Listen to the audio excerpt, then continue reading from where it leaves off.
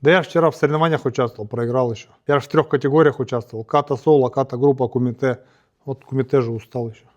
Я же еще 300 грамм сбрасывал, мне потом силы не хватило. Там еще тренер что-то напутал. Я же 12-13 дерусь до 35, а меня тренер в абсолютку по мужикам засунул. Не, ну засудили там меня просто. Я же еще поздно включился, времени не хватило. Еще ж там было 3 минуты, а я думал 2, а потом еще пока разогнался. А еще ж там, когда концовка была, мне тренер сказал, что 10 секунд, оставалось еще полминуты еще. Да я же вообще по легкой атлетике пришел на соревнования, а это по карате были.